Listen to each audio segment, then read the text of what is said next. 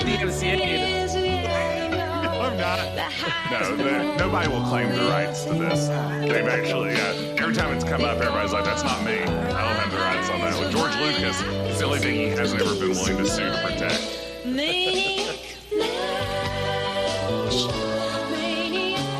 This is a Disney song now, if you think about it. Is Edna a Disney princess? Yes, absolutely.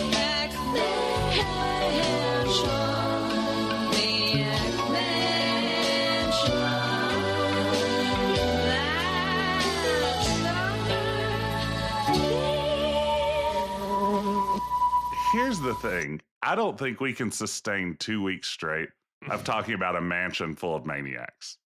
Yeah. Welcome to Quest, the adventure game podcast. I'm Ben, or as some call me, Dr. Ben Edison. And I'm joined here by who's this? This is Jess, or as some people call me, Tuna Head. And I really don't appreciate it either because that seems like an insult. I don't know. Yeah, I mean, I used to call you shithead. Yeah, they used to call me shithead, but then Nintendo said you can't do that. And I was like, thank you, Reggie, for shutting that down. But I'm Jess. I'm a Decaf Jedi on lots of platforms, and we're joined by a very special guest. Yeah, Grayson, how are you? I'm doing just fine. I've been let out of the Jim Walls episode containment. I'm allowed to talk about other games now. His name is Grayson. How are you? Yeah. And they call me I forget everybody at Maniac Mansion. They call me Joe Flaherty. I'm one of the non-famous people that's in Maniac Mansion. I'm the guy that plays a little fly. I'm the mailman who drops by during the game periodically, like to deliver you things out to the mailbox, and then I'm gone. I don't hang out at Maniac Mansion because that place is crazy. I mean, you don't want to be there. And this is a Maniac Mansion podcast, is my understanding. Yeah, we're going through every single episode. Every Maniac. We're well, okay. So this is episode by episode, but we're not even going to do that. We're going to start Maniac by Maniac. And then we're going to do each episode as a profile of the Maniac, and then we're going to do one on the mansion itself. Mm-hmm. Sure. Yeah. We're bringing in an architect to talk to us in that one. It's really exciting. We're bringing in I am Pay. I was going to say Frank Lloyd Wright. Frank Lloyd Wright Jr. the third. Who is weirdly a country western singer. I'm really looking forward to that one. Yeah. And actually, he's going to cover the theme for us. Wow. Y'all ready for some mentions? Do you think whoever that is, I mean, we've looked up who that vocalist is, but I don't remember her name now. Whoever that is, like she has like a career of some kind. Do you think she's ever done like a concert where it's like, okay, well, fine. You know what? I'm gonna sing the Maniac Mansion theme, and everybody like just loses their mind. Like she's like, this is for all my mansion maniacs out there. That's probably what she calls all the fans. You know? When I saw like many years ago, I would say probably like, I don't know, 18 years ago, I saw They Might Be Giants, and they started to play You're Not the Boss of Me Now, the Malcolm in the Middle theme, and everyone's like, hell yeah, the Malcolm in the Middle theme. They Might Be Giants is also the kind of band that might just start playing the Maniac Mansion theme song. It's true. It's just like, we've been working this one up. We've got a great theremin arrangement of it. We're ready to go. Yeah, I would love to hear They Might Be Giants take a crack at the Maniac Mansion theme. Grayson, what band would you like to take a crack at it? Yellow? Oh goodness, Allman Brothers. Allman Brothers? Original lineup. Sadly, will never happen, but whatever lineup they've got today. I want the Bon Scott AC/DC to do. Okay. Jess, what band do you want to cover Maniac Mansion? Probably Boyce and Hart, Dolan's, and Jones, the supergroup made up of the two writers who wrote most of the Monkees songs and the two remaining performers from the Monkees who needed money badly enough to continue performing them, probably them. You think they'd knock it out of the park? I really do. Yeah. I mean, they've done a TV thing before. I mean, they're going to be, Hey Hey were the Monkees. They wrote that and performed it. It's the guys who wrote them and the guys who sang them. Right, you gotta know how to write them, know how to sing them. Huh? It's a little music humor. Yeah. How you doing, Jess? I couldn't be better. It's fall. It was like 60 degrees here today. I was wearing a hoodie. Everything is good. How are you? 47 here in the Great. It was like 50 today, and I was wearing, like, I was dressed up like it was much colder, which they observed. The friendly baristas at my local coffee shop are like, pretty bundled up today. It's like 40. And I was like, listen, first 40-degree day, it feels like it's 20. Yeah. It's just math. And I don't pay you to tell me how I'm dressed. Actually, I do. That's what. Yeah, if I could pay somebody to compliment my outfits, I'd take it. Grayson, how are you doing today? What's the New York weather report? I'm doing just fine. It's kind of 50s, 60s today. It's dipping down. Starting to be able to wear hoodies and jackets. Feels nice. Dipping down, dipping dots. Yeah. Ice cream of the future. Weather of the future. Jess, I think you had the better joke. 1 point. Wow. Get wrecked. You know, I knew you were going to be keeping a score, but I didn't realize how bad it would feel to fall behind. The good news is in the first quarter to fall behind, like that's a deficit. Yeah. I get sleepier as these things go on, though, so you're gonna catch up. Another band I think that would do a good Maniac Mansion cover, Flaming Lips. Yeah. Oh yeah. Yeah, of course. Yeah. From 12 different speakers. You have to get like, 12 different speakers. They're all playing a different part of the Maniac Mansion theme. Can I change my answer? Can I change my answer? Yes. I take the Allman Brothers back. I want to hear Steely Dan's interpretation. There you go. Better. Embracing your late 30s white male destiny. I've already had a Steely Dan phase, and now I just like Steely Dan. It's normal for me as a middle-aged white man to like Steely Dan. It's not a phase anymore. I have not had my Steely Dan moment, and Jess, you've had a Steely Dan moment. My little brother, the coolest, newest music. Oh, okay. Where are you listening to, Jess? What have I been listening to lately? I really like what are you listening to theme. Let's see. I really like Doja Cat's new single. It's quite good. Sure. It samples the Knight Rider theme. That's a contemporary. It's right up there. It's I've been really into that lately. Will say I was just looking at what I've added to my Spotify list lately. I mean, I did just put like a Fleetwood Mac song on there, so I'm not. Yeah. I can't really. What song did you Everywhere? Yeah, okay. I mean Fleetwood Mac, also wonderful. They would do a pretty good Maniac Mansion cover, but not like I'm not dying to hear that. Do you think? Here's the thing. I don't want Stevie to sing it, and I love Stevie. No, but I that's feel wrong. Like that would be a little too similar. Like we have to have Lindsay. Yeah, Lindsay. Get Lindsay. We have to have Lindsay. We got to get Lindsay in the booth. Have him Maniac sing. Mansion. Yeah, we got to get Lindsay to do it. Yeah. Anyway, I was saying my little brother Mark, he had his Steely Dan phase, and like maybe does it skip?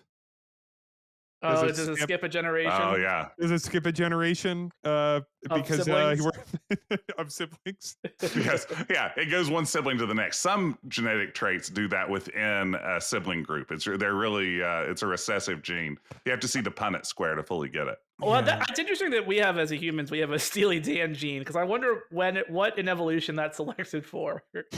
Yeah, like it's probably something else. It's probably like this is our don't get eaten by a lion gene.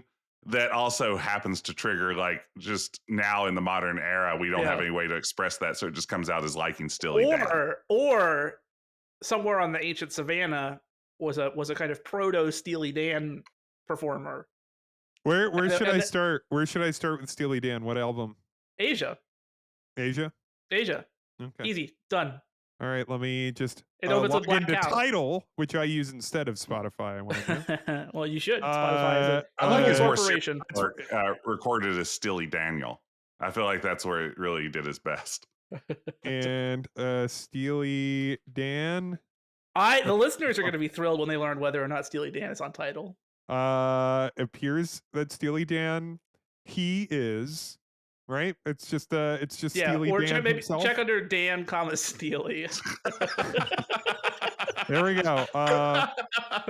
This is a tight little album. Yeah. 7 tracks. Yeah.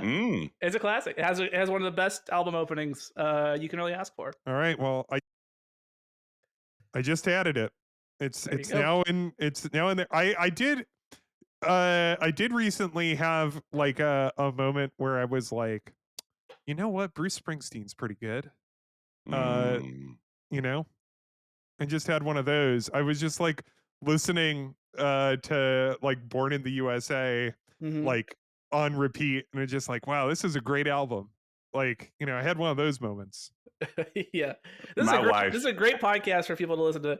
3 middle-aged white men talk about how good Steely Dan and Bruce Springsteen are. Are you guys heard of this Bob Dylan? She hates Bruce Springsteen with like a passion. Can't stand Bruce Springsteen. And we were at again, if we want to talk like middle-aged white guy music, we were at a Paul McCartney concert at Madison Square Garden a few years ago. And for the encore, he brought out Bruce Springsteen. And the crowd reacts just like, take a look up, my friend. It's Bruce, everyone. It's me old friend, the boss. Yeah, he brings out Bruce Springsteen, and my wife looked at me. She's so happy when she heard the crowd response because she misheard what was every single person except her in Madison Square Garden yelling Bruce, and she thought everyone was booing him loudly. She thought the Bruce. Literally a Boo Earns. It was a literal Boo Earns. And I said, situation. You've just been Boo Earns. Were you saying boo or Bruce? Yeah, I was saying the Bruce birds are out. What's all right now, Jess, what's your McCartney solo album? What is it? You know, solo album, I mean, like, I like Band on the Run with Wings. But do we count that? I mean, that's yeah. Wings, it's obvious. I don't have a good. When I say solo, I mean not the Beatles. Yeah, I don't have a good answer. Like, I don't have a creative or interesting answer to that. I kind of want the hits. Before I pass this, I do really want to acknowledge how funny it is to go to a Paul McCartney concert where he brings out Bruce Springsteen, and for one person to be, don't care for it. Don't care for it. It is great. I mean, I just like that she's that dedicated of a hater. What? That's like what I love about her is her capacity. Did Bruce come out and say hello, or did he sing a song with Paul? Yeah, I mean, he kind of growled it, and yeah, he did. I saw her standing there with Paul. Oh, that's fun. And then he got a take of it, and I'm guessing it was being recorded for something because they didn't like it. And they immediately played it a second time. They stopped. Oh, I bet your wife loved that. Yeah, and I will say, it's a weird energy at a concert when artists like, you just heard the hit, let's hear it again. And like, you know, just go back and do it one more try. It really sucks the energy out a little bit. It's like, I mean, I will say, I think the night before, you talk about dodging a bullet. The night before, he brought Jimmy Fallon out on stage at Madison Square Garden. No. And I think they did Did Jimmy come out with his band? Let's not forget that I remember there was like a Super Bowl where like they did one of those like, you know, like counter programming during yes. And so they did Weekend Update, and they did like half a Weekend Update, and then they're like, and now Jimmy Fallon's band. And I was like, I'd rather watch C-SPAN like than Jimmy Fallon's band. Now, we aren't talking about the Roots. We're talking about a band. No. Obviously, no. I am not putting down the Roots. Why do you hate the Roots so much? This is a hot take. The Roots are good. Don't you dare. No, I'm talking that.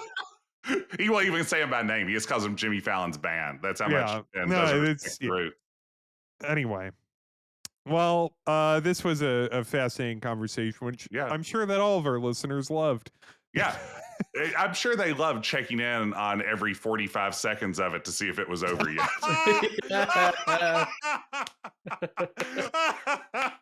It's a great conversation to hit that 30-second fast forward button, and then you just hear like Paul McCartney, Jimmy Fallon, keep going, like Hello Fresh. No, Yeah. All right, I do want to. I feel that we have to hit this. Because I've noticed that at least on our Discord, which I believe that the link is in the description. Difficult to say. But on our Discord, people always the biggest discussion is about the food, and sometimes there's a little bit of discussion about like our discussion about the game that we're talking about. Now, granted, there would be more of that discussion if we didn't delete anyone who disagreed with us. Like if That's true. Yeah, I mean, That's true. We're not seeing the whole discussion. Jess, what did you have for dinner? What did you sup upon this night? Ben, I had the finest food known to man. Free sushi. Oh, very nice. What was what are we talking about? What we're talking about here is every week we have a special day, my daughter and I, where she gets home from school, and I take her out to a local. She only comes home once a week. She's at school. She's in boarding school. We sent her away. It was becoming difficult to live with her. But when she comes home one day of the week, we go out for food together, and and she gets a boba tea, and that's her like good job not dropping out of 7th grade sort of prize. And so we're regular customers. So we walk in, and this place is getting ready to add. Walk in. We walk in, waka waka, as I like to say. Mm-hmm. We go in, we order our meal, and the owner, who knows us well at this point, he says, "We're getting ready to launch sushi service here. Can I make you guys some rolls, and you tell me if they're any good?" And he made us 4 sushi rolls on the spot and just handed them to us for free. And you know what? They were delicious. It was quite good. What's in these rolls? What we got? These were basic, and part of that's because we had B with us, so we had like a California roll and a spicy tuna, kind of what you'd expect there. Salmon with cream cheese, and then like a dynamite shrimp panko, or tempura shrimp roll. I didn't partake of that one because I'm allergic, but my daughter said quite good. Sounds lovely. Grayson, it was free sushi. It's the best kind of sushi. I mean, not like sushi you find. That's a different kind of free sushi. Yeah, that's like the sushi that they're getting rid of at the end of the day, and they're like, here you go. You could pay for something that's about to be trash. I don't know. At the right price. And I want to be honest, I've eaten a lot of that sushi. Yeah, I mean, would I eat what's about it's only to be given me the shits once. So I like those. I mean, would I eat what was about to become Morimoto's garbage sushi? Absolutely. Oh, come on. Yeah. Absolutely.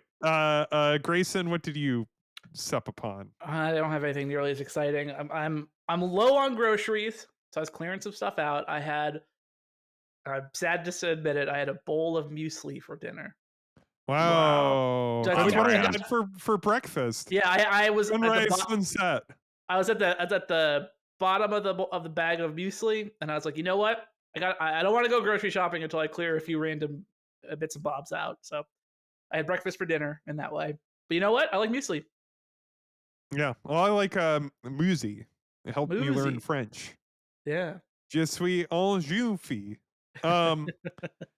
I since it's starting to get cold, last night I made a homemade chicken and dumpling soup.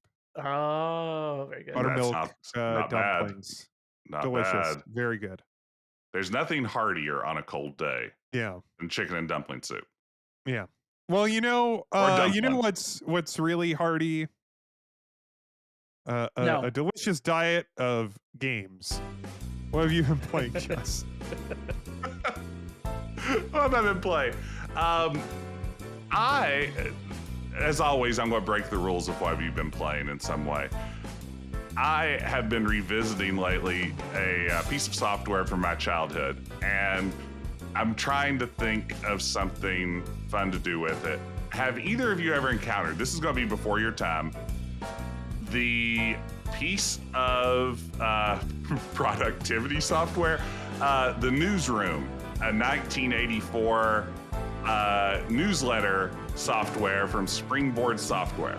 I can't say that I've ever used this software. You may be familiar with the Print Shop that came out around the same time. I'm familiar with Print Shop, of course. Oh, Print Shop. Yeah. Yeah, this is very much cut from the same cloth. CGA, basic graphics, like a kid's. How do you make a newsletter? We have some built-in clip art. We have some layout options. You put in the headlines and the copy, and then you have options to print it out and stuff. And I was obsessed with this as a kid. It will surprise no one that I ran like a class newsletter for a couple of years straight using this software, printing it out on my dot matrix, and then selling copies of this newsletter for like a quarter to my classmates. It was basically like a page 6 thing. It was just like gossip about my 6th grade class. But I've been playing with that lately, and I keep thinking it's like, man, there's something interesting to do with this on the internet. Like, this would be a fun blog that's just like, I've generated news articles in this bad piece of news software. But boy, it takes me back. I've been enjoying playing around with it. It's a fun little GUI that a lot like Print Shop makes creating fun. Are you so what is this in DOS? It's a DOS. Yeah, it's a piece of DOS software. I'm DOS boxing it. And are you going to like attempt to like, so I don't know, like someone could probably tell us, but like, can you set up a printer? Like, can you like fool like the DOS box like drivers to like output to, I mean, like a printer, a modern like laser printer. The brother printer that people that have a printer have. That's what I have. Yes. And my guess is the answer to that is absolutely if you have a PhD in DOSBox. Like, it seems like anytime I've ever asked anything about DOSBox, it's like, I need this to support, like, you know, this weird VR headset from 1997. You know, can we do that in DOSBox? They're like, oh yeah, absolutely. You just need to go to this fork of the DOSBox program, and that support's built right in. So I'm going to say absolutely you can print from DOSBox, but I don't have the faintest clue how to make that happen. Listeners, have you tried Control P? Oh yeah. Have you tried that? Good. You know, weirdly though, back then, Grayson, keyboards didn't have P keys. Yeah. I was born in that P boom. Yeah. You know, where it was a Dvorak keyboard that it supports, and those famously don't have P's on them. That's why it's the P switch in Mario Brothers. Yeah. Because that's actually like a celebration of adding P to keyboards. Mm-hmm. Back then, we could only mind our cues. Well, they're still doing that. Yeah. No, I like that. Still doing that in the United Kingdom. That was a great joke. Yeah, that was great. That was a really good joke. Everybody, two good jokes, 1 point each. For a big laugh. Yeah, insert that. People are still laughing at that great joke. Yeah, let's give the audience a second. Yeah, just everyone. Let's do. They're dabbing their eyes with. 30 seconds of radio silence. Go.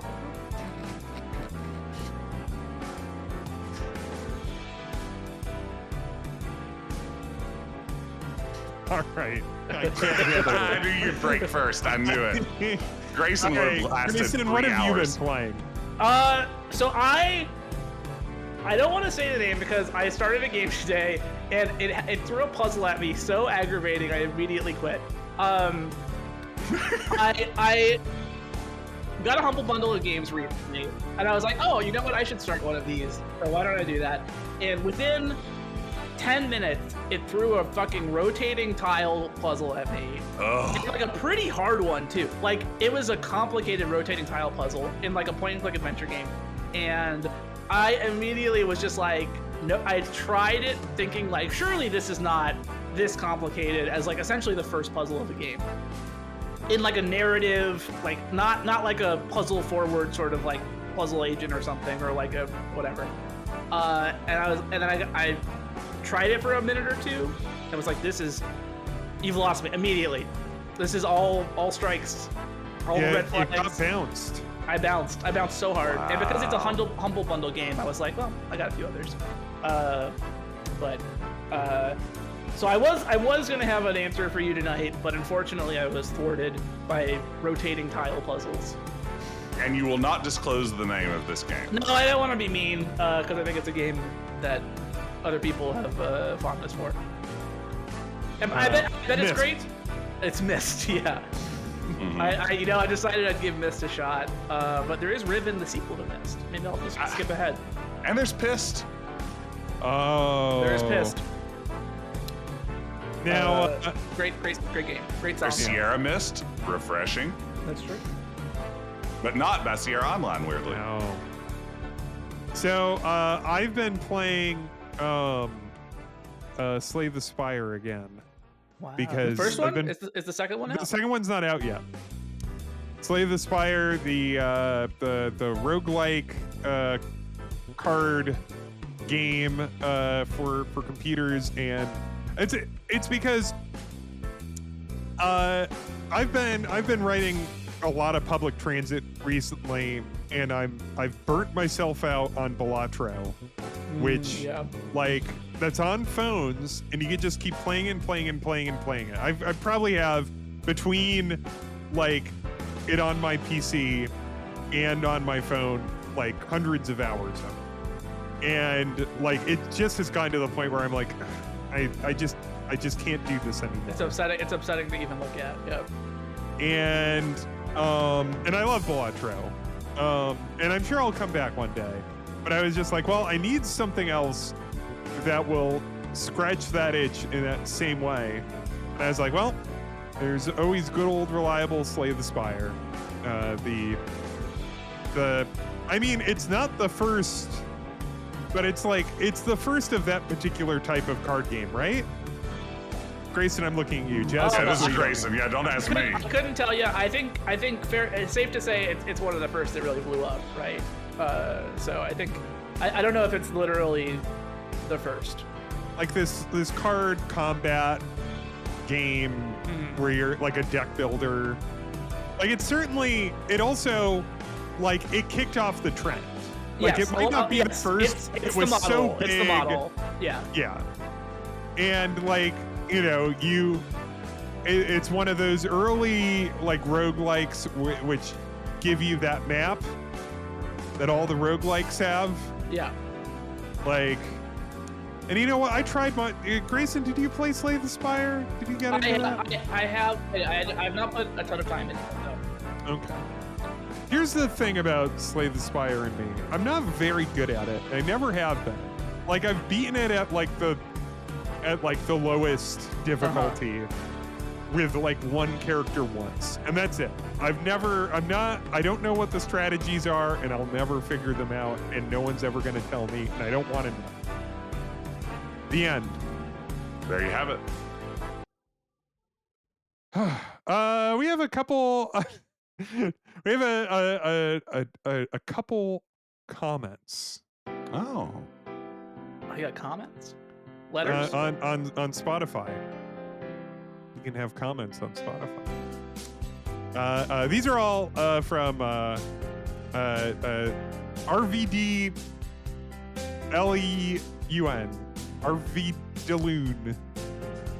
I'm gonna read a couple of them. I'm all in for the last best Maniac Mansion podcast. I assume- Sounds like yeah. a threat. Yeah. I'm assuming all listeners share that sentiment. Yeah. And then on Hugo's House of Horrors, this takes me back, I think, the third game, maybe one of the first games we finished at home without a walkthrough.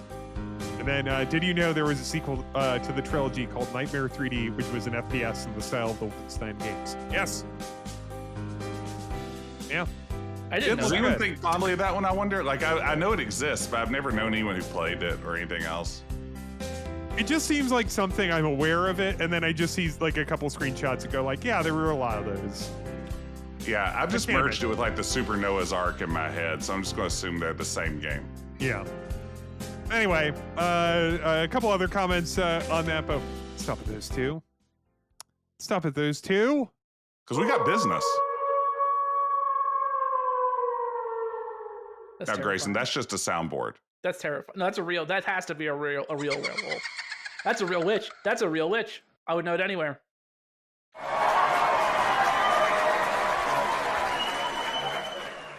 It's a very digitized audience of some sort. Oh, come on.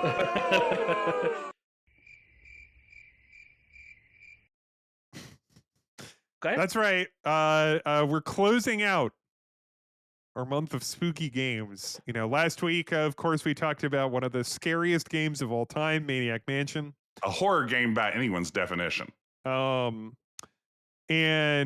tonight we're talking about a different game about a mansion with one maniac in it.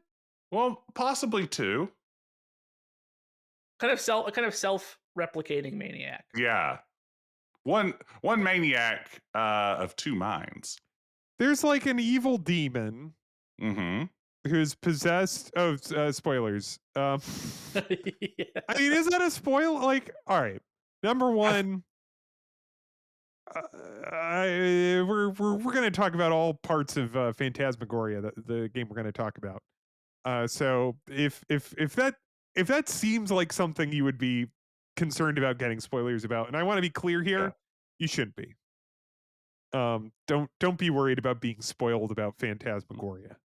And content warning in general. This game has some mature themes and bits like that. I should throw in there as well. But yeah, we're gonna talk about every piece of the Phantasmagoria thing. But yes, we are talking about the terrifying FMV adventure game developed by Roberta Williams, Phantasmagoria, 1995. She nailed this one so hard, she chose to never make an original adventure game again. Yeah, I guess so. Was this her last adventure Mask game? of Eternity would have come after that, but that's not exactly an adventure game. And then Colossal Cave is just like it's an adaptation. Yeah, And it's not fairly faithful.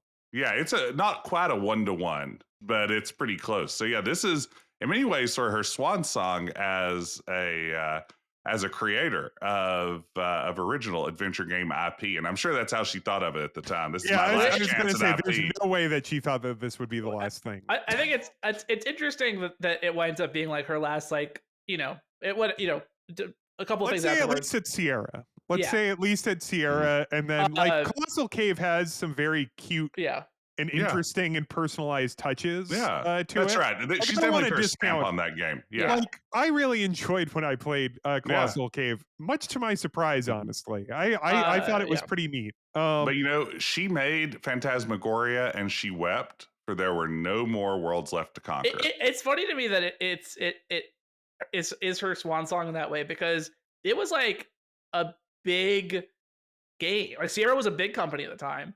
But this was a big release, highly marketed, like big marketing push, and Roberta was the face of that marketing push. Like it was like a marketing focused on this. Obviously, she was a famous designer at the time, and it was this big marketing push based on like a narrative game and like kind of branching into something. Obviously, FMV was big at the time, and branching into something a little bit more mass market, despite the kind of rated M nature of it.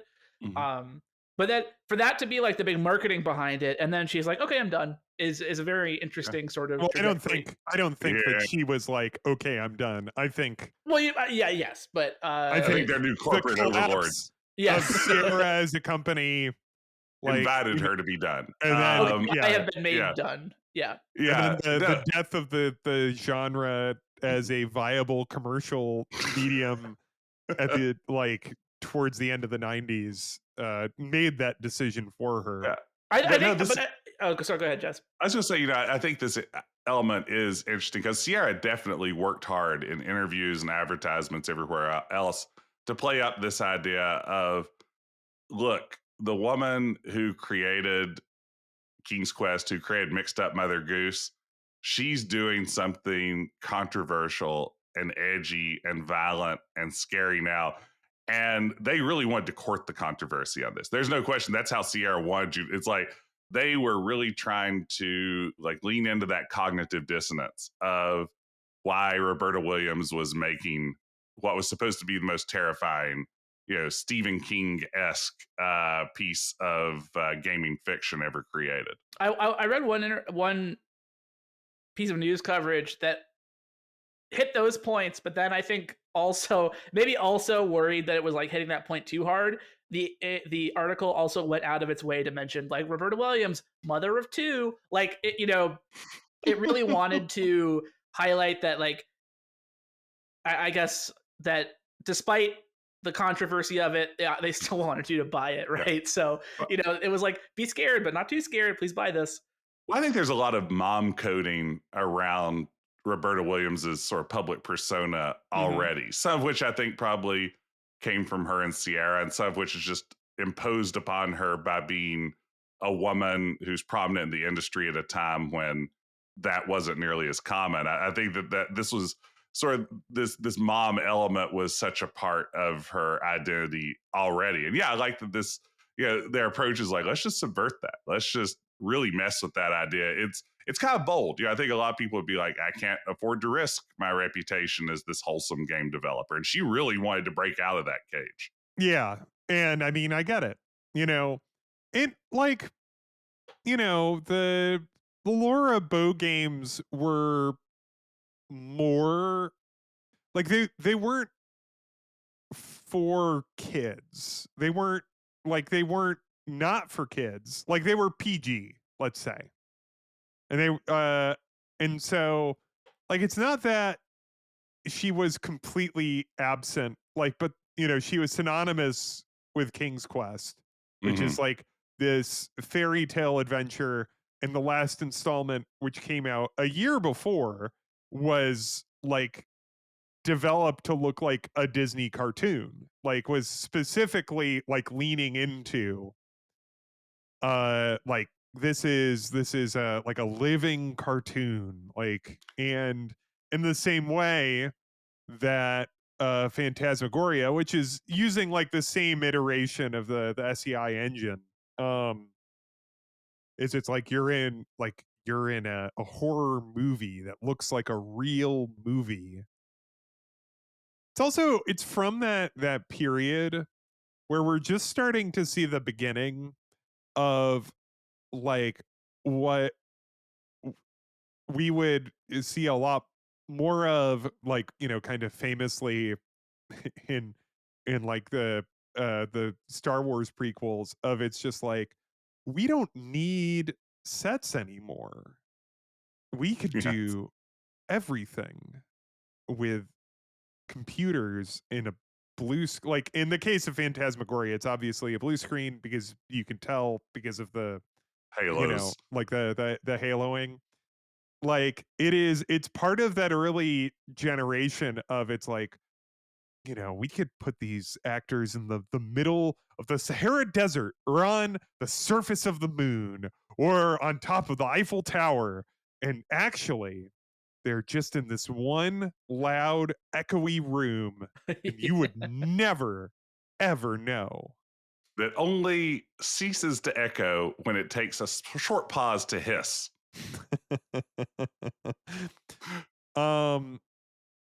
Yeah, I mean, it's also like, I mean, she, like, as kind of like the foremost designer at Sierra, like, she always got like the first bite of the apple on new technology, and that was for good and ill, because it's like you have like King's Quest 5, and that's the first one to the full total point and click interface, and the first one with the full voice, like, I mean, discounting, I know that, like, I think Mother Goose had voices first, maybe the point and click, I forget. But like the first full adventure with that, and it's like King's Quest V has like a bunch of, like, it has actors who are obviously people around the office, and like the interface isn't fully baked yet. Like there's some kind of weird stuff in it.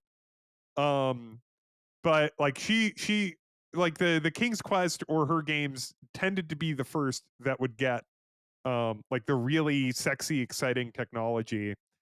And like Phantasmagoria is, they bought and made like a film studio to make FMV games with Yeah, that which costs. contributes this huge budget. Like I think it was like 1.5 million of what turned out to be like a 4.5 million budget on this game, which at the time was a staggering number to attach to an adventure game.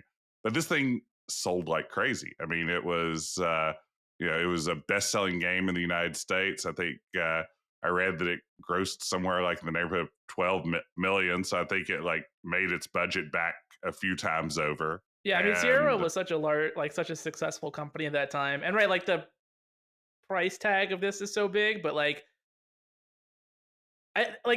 if you didn't know what actually happened to Sierra, you might be like, oh, they went bankrupt because they like overspent on big mhm. vanity projects like this. And it's like, no, Phantasmagoria was like a small slice of its revenue, and then was very successful, right? So but it was also still very like for the time, it was like, holy shit, that's a lot of money. Yeah. It is interesting, they basically used this giant studio they build for only a small handful of games before the Oakhurst production facility gets shut down. They'd already relocated corporate to Bellevue, Washington by this point. And I mean, you can already see the leap ahead by the time they do Gabriel Knight 2. Was that the next year? 94? Is that right? I mean, Gabriel Knight 2 is just, in terms of figuring out how to make a full motion video game look halfway decent, is such a leap beyond Phantasmagoria already. And then what? They filmed a little bit of one of the Police Quest squat games. That's different. A squat game is very different. The Police Quest scat games, that they did one of those in there. But yeah, otherwise this thing barely got used after they invested so heavily. Well, yeah. So they have SWAT, Gabriel Knight 2, Phantasmagoria 2. Yeah. And then I'm sure there had to be, like, they did. This is Was like that Urban Runner game. Could that be? As a point of order, Phantasmagoria came out August 95. Gabriel Knight 2 came out December 95. But Phantasmagoria 2 or Phantasmagoria 1 was supposed to come out like the previous year. It was just delayed a lot. But gotcha. So I think your point, though, is still well taken, Jess, that like clearly Gabriel Knight 2 was like, that we've done some work on Phantasmagoria. Let's take those lessons to Gabriel Knight 2. Especially a lot of what Ben was talking about with all the virtual sets and everything. They learned it's like, nah, actually props and some things still have a place. So like Phantasmagoria sold like gangbusters, and then Beast Within, which came out half a year later, did not. Right. Like this is a quote, like I'm just pulling from Digital Antiquarian. Sierra programmer Greg Tomko Pavia expressed the collective confusion in a contemporary online interview, whose frankness presumably wouldn't have endeared it to his managers. I must say, I'm surprised Phantasmagoria has done so well. Presently, we've sold over 700,000 copies, more than any other Sierra game. I can't account for it. In my opinion, Phantasmagoria suffered from weak writing, acting, and direction. I don't understand why Gabriel Knight 2, to my mind, superior in every detail, isn't doing nearly so well. What do I know? I just write code. That is beautiful. Yeah, that's the perfect tag on it too. I mean, it's fascinating to think like this sold more copies than King's Quest V. This sold more copies than King's Quest 6. Did it really?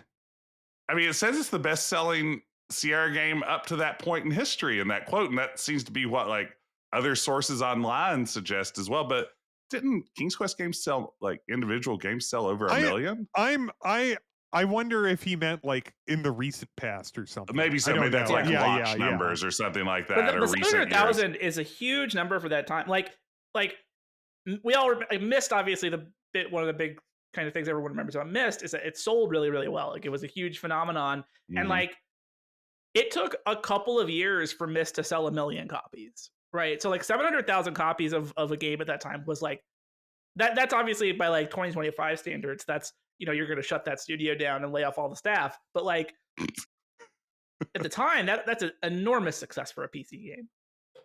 Oh, absolutely, yeah. I mean, and this is a game that it's banned in Australia, so you're losing all those down under purchases too. Yeah, like imagine if it was able to be sold in Australia. It probably would have been the best selling video game of all time. Ben, if I were to like phone up my local Australian GameStop and say, I don't know anyone that works at one.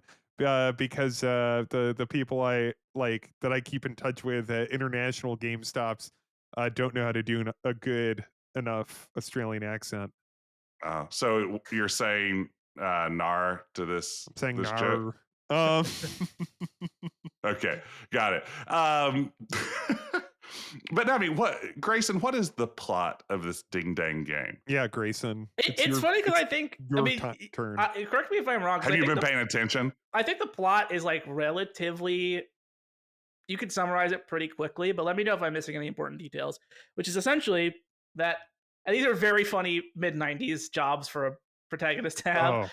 A successful novelist and who's only written one book, and her photographer husband buy an enormous mansion and grounds on somewhere in New England. Yeah, like it's like it's a I forget if they say specifically. Yeah, but it's like Massachusetts or Maine or somewhere around there. It's an obvious nod to kind of the Stephen King New England area. They're by this enormous mansion near I'm assuming fictional town of Nippawamset. They noticed some spooky things around the mansion. They apparently did not realize how spooky a mansion they bought. It's like this enormous sprawling mansion with like tricks and traps and secret rooms and all this sort of stuff. And you're constantly discovering new rooms in the mansion. But eventually they learn. Seriously, more and more, like just every chapter you find a new secret room. They learn eventually that the mansion used to be owned by Carno the Magnificent, a stage musician who had 5 wives and murdered all of them and then haunted the mansion. And eventually his spirit haunts your husband, driving him insane. And eventually you summon Carno's, at the town, you learn about Carno and the history of the house. You summon Carno and defeat him and abruptly walk away from the mansion. Hold on, you defeat the evil being that possessed Carno.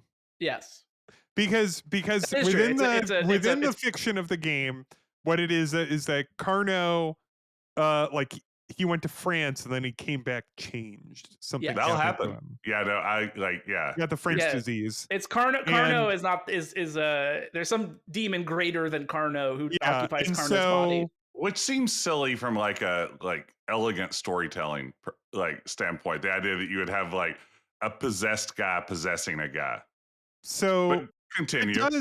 Yeah, wait a minute. Hold on. Yeah, because it's very much about Carno, and that like Carno is somehow a bad guy. Then like when you spoilers, like when you finally kill your evil, like your husband who has like just totally been, like supremely ruined by this evil demon, then just a big CGI demon starts chasing after you. And so wait, then why was this about Carno? Hold on. Yeah, I haven't wouldn't it even be more started interesting? thinking about that. Like, do you need the demon? Couldn't you just say like Carno made some sort of like he's a evil magician. He did pact? evil magic. Yeah, that's right. And that made him evil, and that's how he survived after death to possess your husband. To have him be a victim of a demon and then your husband be a victim of the victim of a demon. It's the kind of move that would make sense if this were an action game and there needed to be a big final boss. Like how at the end of Ah, how at the end of Bioshock 1, the yes. guy you've been talking to just becomes like the Hulk. But in this game, it's an adventure game. And it's a scary, it's like so like you don't I mean, that's the decision they made obviously creatively, but I did have that thought where I'm like, does this game need like a big action ending sequence? It felt a little out of place maybe with the It's rest a of it. demon hat on a demon hat. It is, I will say this. It's a big swing, right? It's like it's not the kind of game that like kind of kind of sputters out at the end because they run out of money. It's like the whole ending sequence is like a whole thing. I got the sense with the final chapter that they didn't quite know what to do because the game kind of has like kind of a measured pace up to and then it just becomes this Mhm. like intense chase which has multiple routes for the very first time in the game. There's multiple Yeah. routes and things you could do, alternative options and stuff like that. And there also start to be bugs and other like weird stuff. It also like I think in the chapter immediately before like dedicates like there's a lengthy lore dump like to kind of just set up the ending. We are skipping ahead It a little bit. So I was going to ask yeah. you, Ben, because you're saying you mentioned the beginning is more measured, and I just played this as well. Obviously, a question I wanted to ask you too is: do you think it's a good horror game in its best moments? Like, do you think it's like when the game starts and you're just wandering around a big spooky mansion? Are you having fun with that? I'm having fun. I had fun. I'll say this right now. I had a lot of fun playing the game. I really enjoyed the time that I spent with it. I really enjoyed watching all the video and like I thought all of the performances were entertaining. Mm-hmm. Uh but I'm not going to say that it was good. I didn't think that the acting was good. I did enjoy myself. And I mean, and this isn't even to put down the actors because like some of the actors have like completely ridiculous like have just completely ridiculous roles and writing like Yeah. such as the completely like terror like the character of the developmentally disabled large man that lives on the grounds of the mansion with his mother.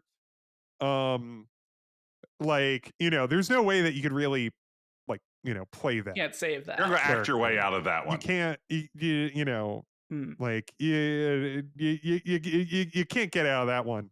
um and but also like uh it's very like I was talking about the blue screen stuff earlier. Like the woman who plays Adrian has to do so much acting like completely by herself, reacting to like a blue box or like a blue stick or just a blue wall, and probably like somebody off screen being like, okay, now you're looking in a mirror, now you're seeing something terrifying. And Like, back to one. yeah. And like, now that is, that is something that there is in like, film acting and uh uh but at the same time it's like performers like if you're a film actor you probably have some amount of training in that type of thing, and that was pretty novel at that moment. um and so to return to your question, which was it's like is this like a like what is this like a A good good horror scary game. game?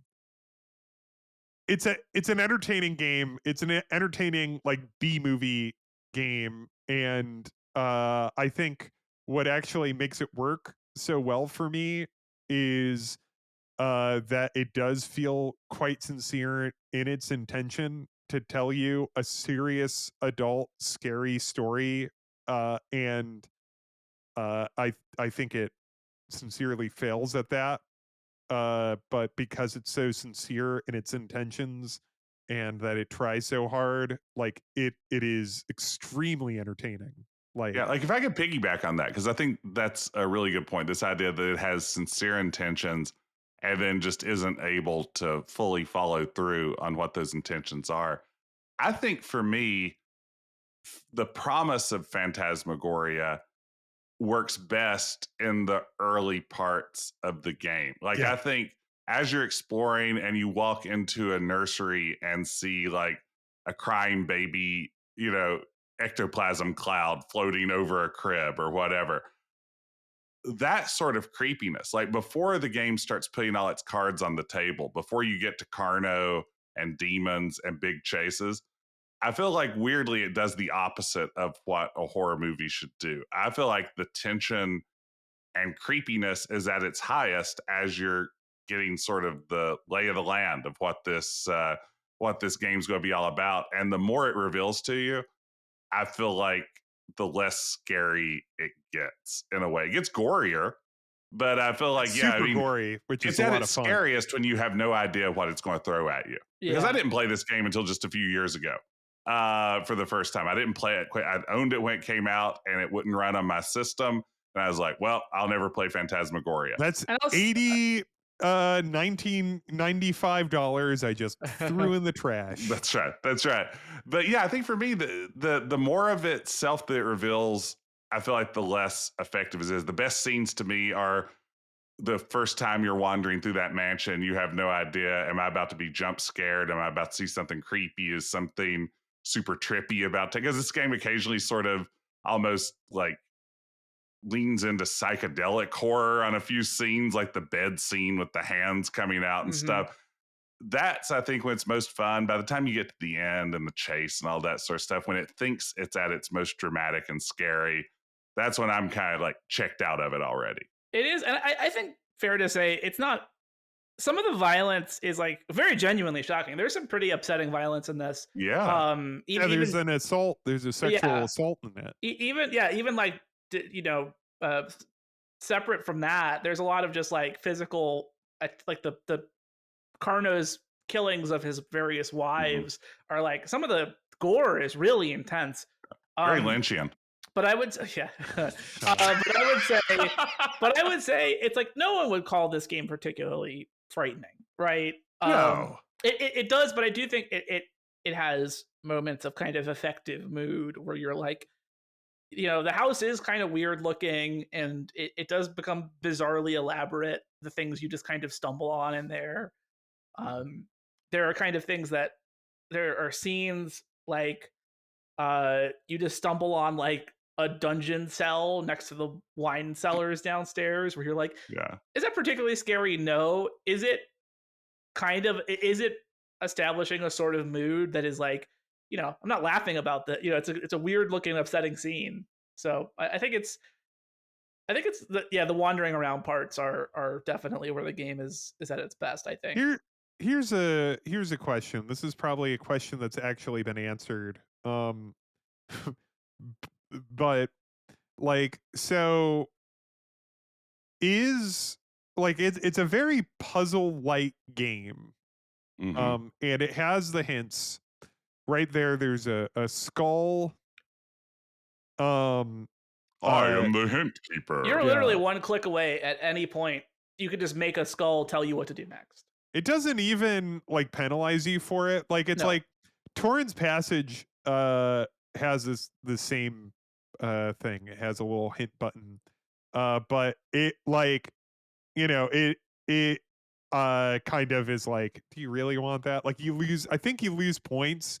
You also, I think, can set it that you only get a hint after like certain Mhm. time interval. Like Phantasmagoria doesn't bother with any of that. Who is Torrens Passage to judge me? Um I'm now looking at a thing that says Phantasmagoria still stands as the best-selling game ever released by an independent Sierra. Fact checking myself. Wow. All right. Well, but anyway, yeah, like, There's no even like, are you sure? It's just like immediately you click that. Here's the thing to do. and a lot of like a lot of the game is just kind of like walking from one room into the next room and finding. I think you honestly kind of need the little hint keeper because uh sometimes it's just like it's this massive mansion and then there's a whole like little town you explore, and then sometimes it's just like, oh, you need to like go in this room and look at this thing because something's changed between Yeah. chapters 3 and 4. And like, so the challenge, like the puzzle is, it's like, oh, you didn't go in this room and look Yeah. at the mirror. And it's not exactly fast to get around in this game, just because of the full motion video nature of it. I mean, it takes a while to exit a scene and get ready to interact with the next scene and things like that. So if you have to go do that thing we've all done in adventure games where it's like, well, time to go to every single location in the game until I find out which one has changed, it's time consuming here. And the hint keeper, if nothing else, just points you toward where you need to be next, which makes the game a lot less frustrating. I think that's even I would say that's even the intended way to play the game, Mm-hmm. where it's like there's only a couple of like what you'd call like traditional adventure game puzzles in the game, where you like combine items and do little and figure out a little elaborate puzzle. And yeah, the game is so it dwells in scenes so much and like never lets you like zip around in a video game way. It's always like, okay, she stands up from a chair and walks over here. Like there's a fast forward button, but um you do have to kind of get from place to place. And yeah, I think the game is designed so that like when you're ready to move on, just like the hint skull is always right there and it's always one click. What if she had a skateboard? Yeah, that'd be cool. Yeah. Or if she was like a regular Wally Beamish. Yeah. Now, so here's in Australia, he's called Wallaby. Wallaby Beamish. That's also banned there. Now, listeners, I want you to know, Jess, pretty like with an obvious physical urgency, leaned into his microphone to say that. But it was an intrusive thought that if I didn't get out, I wouldn't sleep tonight. I just wake up screaming in the middle of the night, Wallaby Beamish. Here's a question that I was kind of wondering, and I started to say this earlier, is do you think that there is a version of like an early draft of Phantasmagoria that has a lot more puzzles in it, and then they were Ooh. like, no, you know what, let's not do that? As I understand it, at this time, a big part of what Sierra was trying to do, like at a corporate level, was this idea of we want to make blockbuster games. We don't want niche games. Like we don't want, a game I dearly love, Freddy Farkas. We don't want something that's going to sell a few copies to some diehard adventure game nerds. We want massive entertainment projects. And I think that cutting back on the difficulty level, cutting back on some of the frustrating aspects, maybe the adventure genre, was part of that pivot. I think you see a little bit of it in King's Quest VII, which I think ramps down some of the difficulty of previous King's Quests a bit. And I think you definitely see it here. It wouldn't surprise me if you're exactly right that there wasn't a version of this, because Roberta was working on this forever. I mean, it was being hyped like back in 91, I think, where they first started talking about she was talking. It was originally hyped as Scary Tales was the name that this was. Oh, I didn't know this. Yeah, and in interviews with Roberta for years and years, she'd been talking about like the next thing I'm going to do, basically from the time I think she finished King's Quest VI, maybe even before King's Quest VI. I'm not sure. She'd been for years talking about this idea. The next game is going to be this horror game, and it's going to like redefine everything everybody thinks about me. It's going to be Scary Tales. It's interesting because I think you have to imagine that in the course, especially over a long development period, obviously because it's a FMV game, once you get to like the production of it and the filming, it's like you're doing what you storyboarded, right? You don't have it's not the kind of game where you can kind of like iterate, right? But you have to imagine, especially with someone like Roberta who has designed a bunch of traditional adventure games, I bet there's a bunch of like just random documents and design drafts that are like, I wouldn't be surprised if she played around with that and she was like, oh, but what if you had to do this and this instead of just walking to that room? It's I just say that just because it's like it's such a big empty house with a lot Yeah. of rooms that like maybe they have like one thing in them, you know? Like maybe one or two things happen in some of the rooms. Like there's like a little gazebo. Does something ever happen in that gazebo? Like there's a huge backyard. Like it just feels to me wandering around the grounds of the Phantasmagoria house that like you could put at least 20 sliding tile puzzles there for Grayson. Why not? And why wouldn't you? Maybe a chessboard with a haunted chess piece on it or something like that. Yeah. Like it just really feels like, just looking at all of it is that it's just like it just constantly, and maybe this is just me. Maybe it was never meant like it was never meant to have that. It just like I look at this big empty house and I'm just like it just feels like there should be more puzzles in there, but maybe that's a me thing. Okay, let me ask you this, Ben. I just looked this up on Wikipedia, and who knows if this is believable or not. Wikipedia claims that Roberta Williams began pitching the idea of a horror movie and developing various drafts of it 8 years before Phantasmagoria was released. The Phantasmagoria Wikipedia page is featured article has the gold star on it. So Well, at some Wow.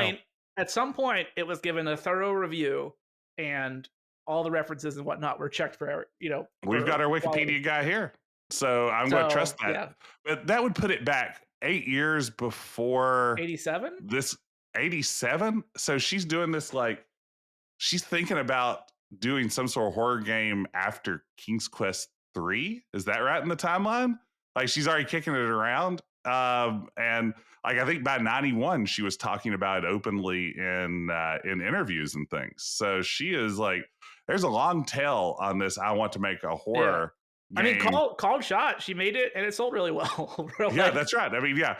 And I suspect she didn't particularly care about the reviews as she dove into her money bin and began swimming around Uh, or yachting around. Take you that, know, Roberta. I I mean, that's a slam. I suspect, I mean, my sense is that Roberta hasn't particularly cared what anyone else thinks about her games her entire career. I thoroughly believe that more so than the average game designer, Roberta Williams makes games for herself. She makes games she wants to make. Seems to be what comes out in interviews that I've seen with her, and Mhm. I suspect she probably couldn't have cared less that some people questioned how effective of a horror game this was, or that Australia as an entire country said no to it. Yeah, I don't think she's too worried about that. Yeah, so their loss. Yeah. Yeah, and they still can't play it to this day. But you can, which is it's strange because you can play Phantasmagoria 2 down there. So well, they love flesh puzzles. Now, I'm sorry. Thank you. I think one of the other things that I really love about Phantasmagoria that like Grayson and I and a bunch of our friends are scholars of bad films. We've been watching for years now together like bad movies and and we've movies and cult movies and yeah, and we've watched like some stuff that like almost no one else has watched other than the people that have made it. Would you agree with that, Grayson? Like we've even watched beyond yeah. like Yeah. popular bad movies or stuff that like has even been covered on like your like obscure bad movie YouTube. Like we've seen some real obscure like Garbage. trash. Yeah, Like and Grayson's done truly that. don't even mean to, not even a humble brag. We've delve too deeply and too greedily and too deeply at times. Yeah. A couple of trash boys. Grayson has set it up to that Letterboxd can have a movie so we can make an entry of it. Yeah, I've updated the database that Letterboxd pulls from because we've watched movies that were not on that database yet. We don't consider this a movie officially. Yeah, so yeah. And so Phantasmagoria has a lot of really wonderful like earmarks of bad movie directing. I'm glad you brought this up, Ben, because a thing that I think is sometimes hard to communicate, because I think we would all say like the acting in this is not very good, right? It's bad. It's bad. It's what it is. And people at the time, at least some critics, thought the acting was bad, right? This is not something that like, oh, for the time it was good, and now we've seen better games. Yeah, B movie is kind of a kind way to discuss this, right? But it's not that we played or enjoyed this game ironically. There's like there's a separate lane it goes into. Oh, I had great fun. Yeah, yeah. So I think right, there's a separate lane that this kind of production goes into where the enjoyment of it is still sincere. It's not, we're not, I mean, there are things that we'll make, we will make fun of stuff like this for, but it's from a place of fondness, and we still think the people behind the game are achieving something deliberately, right? They're putting out something that's like a genuine creative work. I'm looking up the director of this game, gentleman Martin Scorsese. Yeah. This gentleman Peter Maris. Niles' wife's brother. Yeah. Yeah, because her name is Maris. That's her main. It's like Mario. Same thing, just one letter off. And like his first movie is Delirium, 1979. Was one of the infamous video nasties. Oh, makes sense. According to Wikipedia. He directed Grayson. We might have to put this guy's got to go on your radar. We're gonna investigate. I'm surprised. I'm embarrassed I didn't look this guy up before. Because looking at this filmography, this is clearly now I don't know if they picked this guy because he was a B movie director and they wanted that aesthetic, or if they just picked somebody they could afford who was available. But I think it's that. But in any case, right, this guy lends a pretty clearly, right, lends that kind of B movie feeling to the game. I think one of my favorite B movie touches on it is like, this is a thing. I know what you're gonna say, I think. Yeah, no, I think is like there's a thing in a lot of B movies where like the camera spends so much time on like really like pointless things that we don't need to spend any time with. Like especially for example, like entering and exiting scenes. Yes, like Adrian walking like into a car, the car like the lights turning on in the car like slowly pulling out of the scene. How do I know how she got home if I don't see that? This is a free. Once you learn about this, you will never stop noticing it. If you're ever watching a B movie or kind of just a bad movie, pay attention to how often you watch cars entering and exiting parking lots and parking spaces. It's a lot. One of my favorite episodes of Mystery Science Theater, like they light up a movie for that specifically, referring to Hobgoblins, which just has so many cars pulling out and parking scenes. Look, you're on location. You want to get every bit of footage you can. Yeah. Well, it's funny because I think in a B movie, one of the reasons they do this is because they have to hit that feature length 80-minute mark or whatever. But in a video game that's like 6 to 8 hours of play, it just becomes this strange sort of pacing where they're not trying to hit there's not a time they need to hit so they can distribute a film. it's just like, why are we watching Adrian sit down in a chair for the 10th time and fuss with her hair? Fusses with her hair so much. It's a I very mean, and this is what I mean. Where like this is something we like. I like the game in a very sincere way, but this is a thing in the game that I will make fun of because it's a very silly creative choice. this isn't a terribly long game. Would it be better if it were half as long? As most games would be, yes. Yes, that's the answer to every game. Oh, Ben, I- no, Ben is not Oh, sure. no. Ben is not sure. I loved Half is a lot, actually. I'll say that. Yeah, half is a lot. 25% honestly, I had so much fun with every moment of the game until the end, which I didn't have fun doing, which is a bunch of like, quick time events and bafflingly an intensely Sierra puzzle, like where you like you can find yourself in like a situation at the end of the game where like the demon's right behind you and you don't have like this one thing that you needed to get like a bunch of screens that you can't go back to ago. Mhm. And the game skips like you can only find this one thing.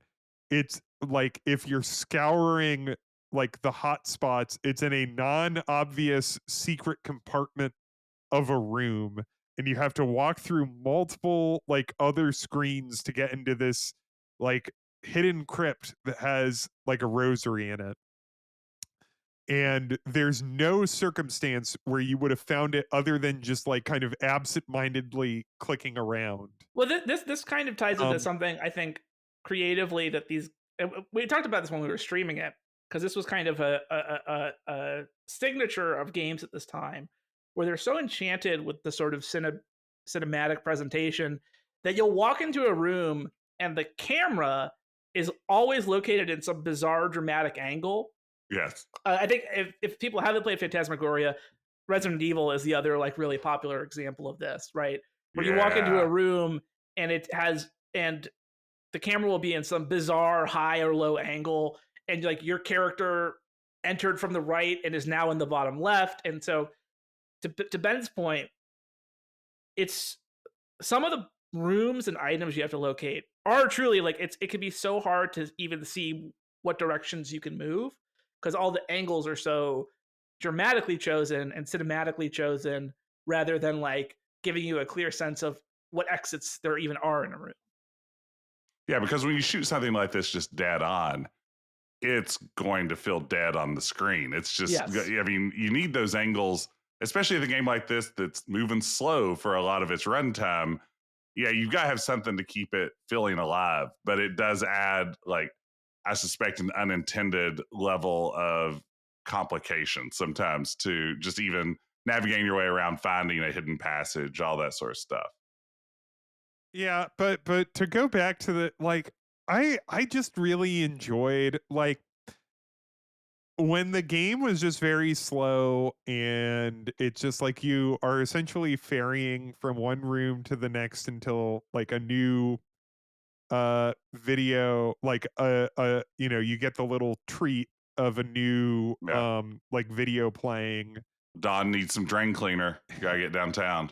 And like you just go there and like I don't know, I just had it was a lot of fun. And again, as I said, it was I had a great amount of fun just because of the like these very entertaining performances, like this woman who runs an antique store Yes. who has like standout this very like community theater level performance. The like there's this lecherous, like the guy who sold you the house is like this lecherous realtor, and it's just like that's just his thing. Like he's just a really horny man with That's I all believe he is. screenshots from one of the Leisure Suits Larry That's how you plural, on his wall. pluralize Like, that. he's there's like a scene where you can walk in on him as he's doing like this bizarre like seduction as if it's like written by aliens that don't know how like Yeah. human mating rituals work. Like it's I was just having great fun with it. And living in like I love like the pre-rendered 1995 3D, like where Yeah. everything like all of the things that aren't a house all look like in that like washed out limited color like geometric shape stuff, and then the interior of the house looks like it's designed with Sierra Software's like architecture program, like these We very this was boxy walls and yeah stuff like that. yeah. Like It it was was pointed out. It was pointed out during when we were playing that like a lot of the interior design and architecture of it doesn't quite. If you look at a chair, you're like, that's not a real chair, and not just because it's obviously these like low poly old models, but just like the way it's designed is odd. The way the house is laid Yeah. out is odd. Yeah, but it's like it's such a mark of when it was made. hmm I think Ben, though, I think you're really right. I think it's boring to dunk on this game for the ways it doesn't fully succeed. I think that's like the most boring take you can have on Phantasmagoria. Honestly, I think it's kind of the most boring take you can have on a Roberta Williams game in general. I think that sincerity you talked about there before, which I don't know, I feel like this is how we defend Jim Wall's games too. That it's like there is clearly, Roberta Williams wants to accomplish something with this game, and I feel like she probably succeeded by her own terms. And yeah, it's hard to hold that against it. Yeah, this is night and day from a Jim Walls experience, right? Right, you would say Roberta is so much closer to a conventional success Yes. as a fun horror game than yeah. How would a Jim Walls version of Phantasmagoria unfold? Grayson, you're a resident Jim Walls expert here. Like, what does that look like if they've been like, you know what, Roberta, we need you to work on King's Quest 8. We're really going to like make Mask of Eternity a huge success. We're going to give this project over to old Jim, You know old what's Jimmy funny? Walls. And what's funny is if you this game in a lot of ways is a Jim Walls games because you walk slowly around a featureless locale, picking up mundane items. Eventually, you just have to get a book, and then you win. Like it's got a lot of And if you were able to look at that book, it would simply say it's a book. yeah. You're essentially tracking down a rule book for demons. So I think that's very Jim Wallsian. But no, I think the Jim Walls version of this would. I mean, I think the Jim Wall signature is a much heavier sense of moral perspective. Yes. Whereas this game, if anything, has I think it's kind of true to the genre in that it kind of ends in just an upsetting way. Like it's just like that sucked. Like it's actually very funny how it like it just like yeah, this was mentioned earlier. The ending is Adrian just kind of walking out of the house looking shocked. Sometimes it bees like that. and the game is obviously intending to be upsetting and shocking and gory and all those things, and like the premise is unpleasant, the theme is unpleasant, in a on purpose horror way, whereas right, Jim Walls and would want you to learn something. However, I think also in the Jim Walls, in the Jim Walls version, I think also Adrian would constantly be commenting on how much this is like The Shining. Yeah. God, I will say, if I could go back in time and just make Jim Walls watch The Shining and then make a horror game, I would do that over any other historical change. I would do that before righting any historical wrongs. I would just do that. Yeah. Well, Jim, don't leave Sierra for Tsunami. It's going under. Now Sierra is too. Stay at Sierra. Complete Police Quest 3. It could have been a banger. And then go to Ken and say, I've got a great idea. The Jim Walls Phantasmagoria. Wallsmagoria. Yeah, Wallsmagoria.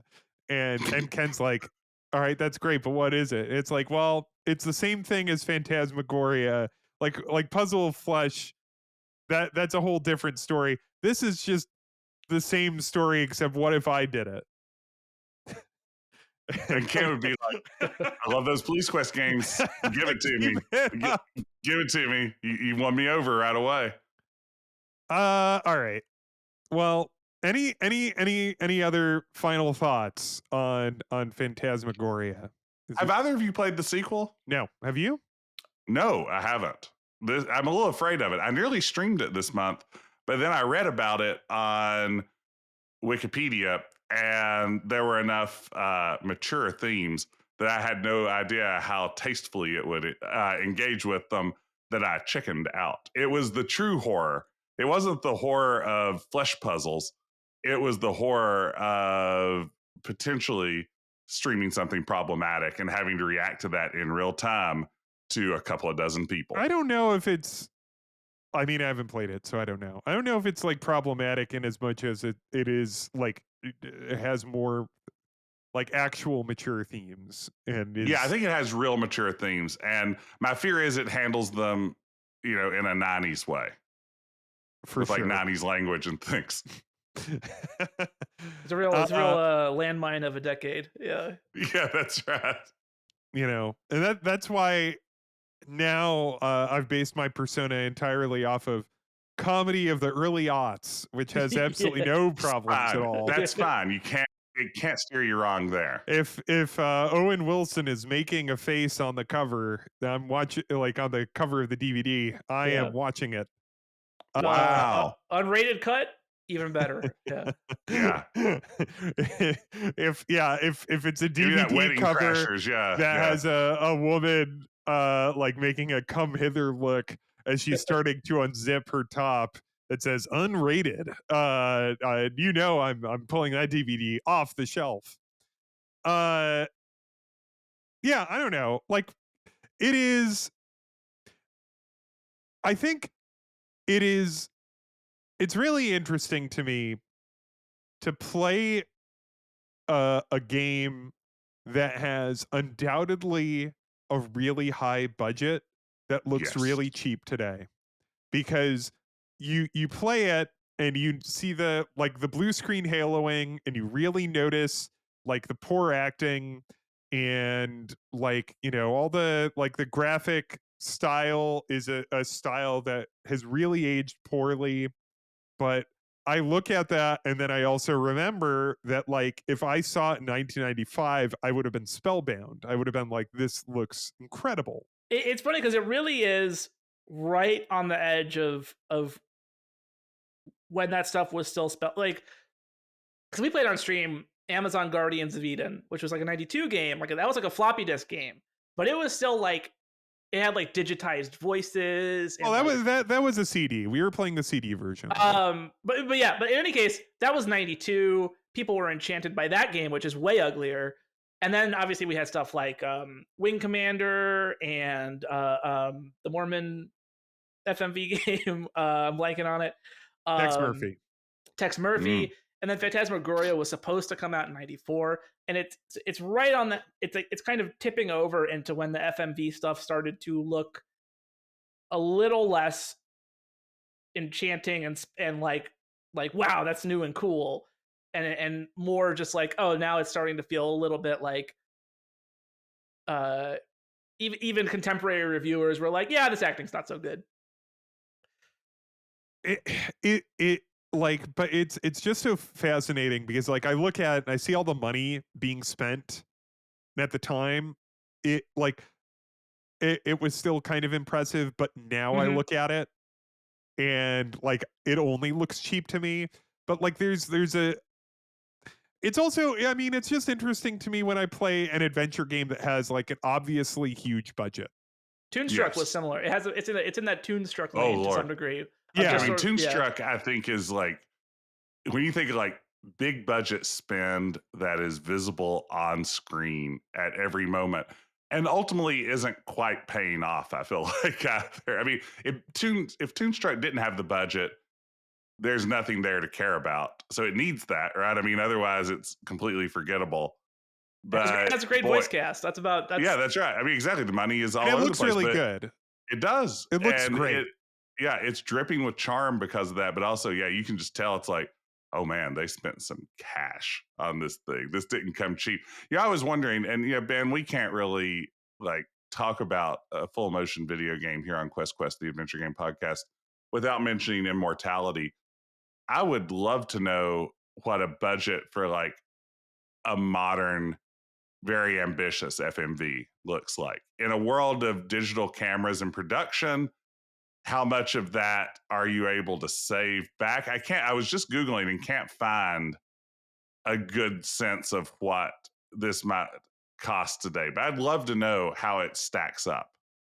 Yeah, all the I- special effects, and like you don't have to build you don't have to build a studio. Like, all the special effects are essentially dirt cheap now, right? And you got to figure they probably wasted a ton of time filming and editing and everything else simply because they didn't know what they were doing yet, making these sorts of. I mean, I bet that there was a lot of wasteful production that went into a game like Phantasmagoria where you were busy learning the ropes of it. Did they even film it on did they film it on film, or was it digital? That's a great question.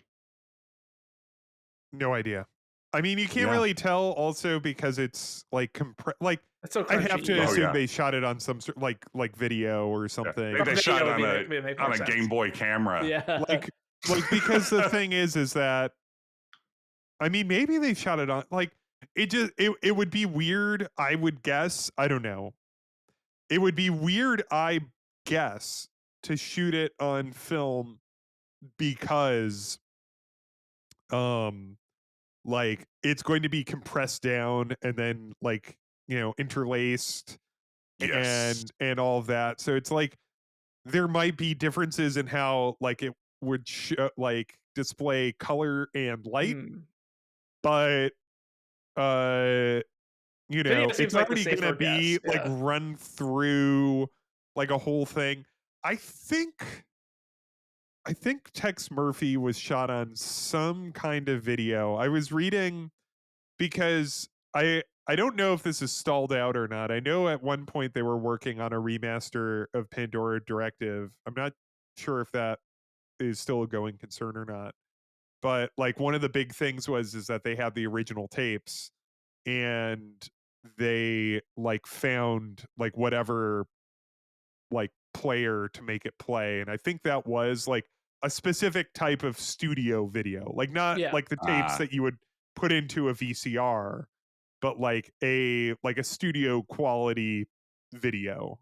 And so again, I'm not involved in like film production, so I don't know, but I would like it would be pretty wildly expensive for them to shoot this on like film, Yeah. right? Yeah. And to what end? Again, when it's going to be displayed on a 640 by 480 monitor Yeah, with scan lines and stuff. right. Yeah, like you don't have to worry about like you don't have to worry about this being in like the highest possible fidelity because this is going to be switched down onto what 8 like 7 discs, like a shitload of discs. shitload of discs. All right. Well, we did it. We made it through the scariest month of the year, and I'm not talking about April when taxes are due. Oh yeah.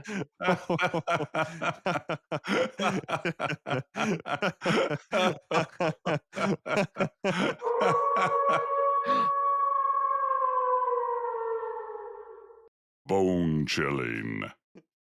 But thank you so much. Thank you, Grayson. What do you have to plug?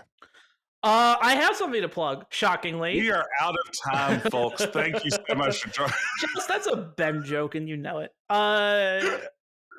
No, I'm starting a blog. What? A Wow, blog. on What is it, blogger.com? 2005? Yes, I've gone back in time. I'm starting a blog. It's called I Might As Well Explain the Joke. You can go to I Might As Well Explain the Joke.com. It's a blog where I talk about a joke in American history that was very popular kind of in the zeitgeist, and I kind of talk about where it came from and what I think about it. I love that title. That's a really I do good too. title. That's really I good. I stole- hadn't heard the stole- title until just now. I stole it from I was watching. So part of the appeal of this project is to get to watch old Johnny Carson episodes and monologues Perfect. to see what was in the news, so to speak. And there's like a lot of late night monologues. A lot of the jokes are not great. They just How you can't win dare them you all. put down the great Johnny Carson? But there was a great where he told some joke. I don't remember the King of specific late joke. night. He told some joke, and like it's one of those examples where you could tell he's given it his all, but like he's humoring some writer who just couldn't put out a good joke that day. So he told the joke, no one laughed, and then he just kind of shuffled around and said, "Well, I might as well explain the joke." And then he explained what the punchline was supposed to be. That sounds fascinating. And for our younger viewers, basically what Grayson's going to be doing here, it's like a vlog, except it will be in written form. Yeah, so no one will look at it. It's a, Yeah. it's like what you're listening to now, which is a podcast, except that instead of it being like three guys rambling and occasionally speaking over each other, it is one person writing, unless it's one of the best types of posts on a blog, which is of course when it's a transcript from a podcast. I hate Yeah. those. I hate- Those are I get, the I get, best. I get This so is- mad this is when I get me. tricked.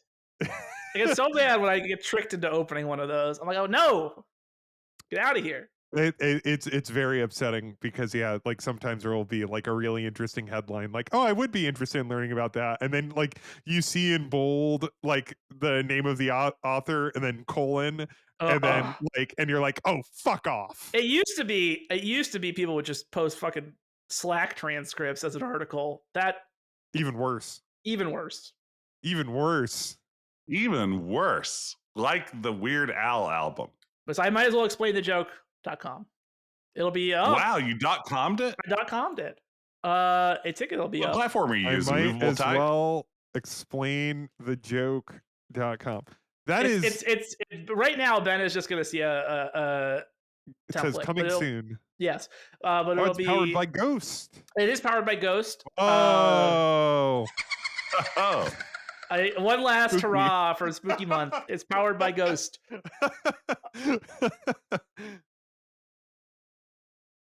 All right. Well, Grayson, I'm excited for this brand new Grayson project. This sounds I am too. awesome. This sounds really good. And You know what I'm going to do as Grayson writes these essays? Yeah. I am then going to go and update Wikipedia using Grayson as a I'm definitive source. I'm not a reliable source.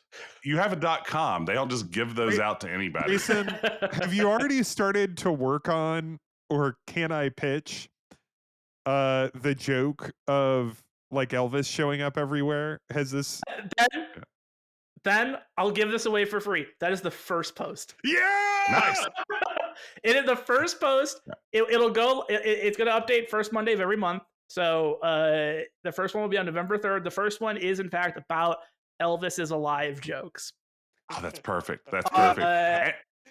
Ben And got it. everyone should also, Yeah. also everyone should check out Ben's website, canipitchthejoke.com. Yeah. But I've got 3 written and ready to go.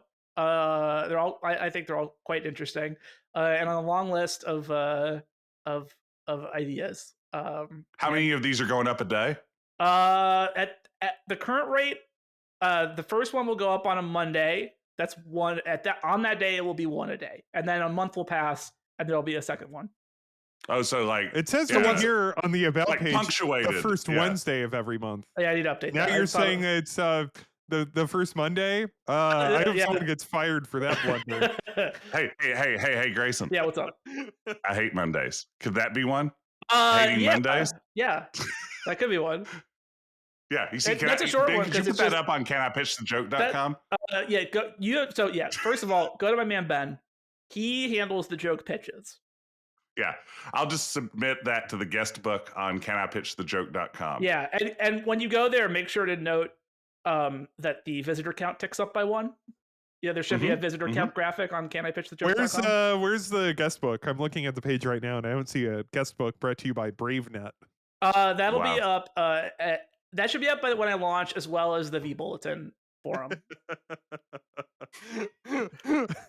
I've got a Can I be a Grayson, moderator? I'm on this General? page, Yeah. and there isn't like a little thing that follows my mouse around. Oh, that's still in the works. But there should be a little the theater masks should follow your mouse around. Oh, You know? cool. Oh, good. The smiling Yeah. and frowning one. And Grayson, is this optimized for Internet Explorer? If you are browsing at less than 800 by 600, you will have problems.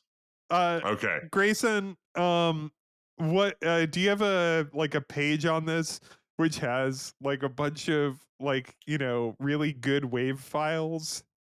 Yes, I will have a soundboard page that is the 3 or 4 Simpsons clips I've managed to collect. It'll have Doe. Oh. That's What going to else? be a big one. Yeah. It'll have Marge expressing disapproval. What does that sound like?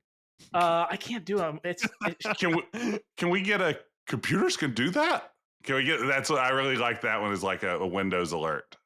Sure. In Yeah, fact, because all of this will be live. I need a couple new sounds to customize, like when I click on start or when I minimize something. Yeah. You know, like, can I have I'm on the outlook for I'm gonna give you some new waves. I've got Doe, I've got Marge disapproval, I've got donuts. That's a famous Homer line. Yeah. That's a good one. Oh, yeah.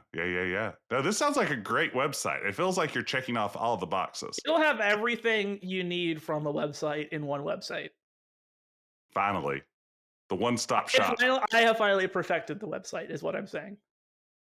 All right. Well, shoot us an email at QuestPod at QuestPodcast. Yeah. QuestPodcast at gmail.com. Yeah, or email it to QuestPod. Just see what they say. Yeah. You know, what does that person have to say? They do all VR game reviews to an episode. But yeah, QuestPodcast at gmail.com. Rate and review. Good 5 stars gets you a pat on the back. 5 stars go right in the toilet. Don't rate it lower than 5. In fact, if you rate it 1, just save yourself the time. Don't do anything. Yeah. And join us next week when Grayson explains the joke. This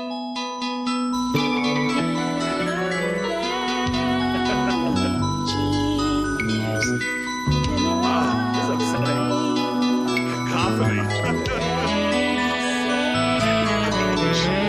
Your poison.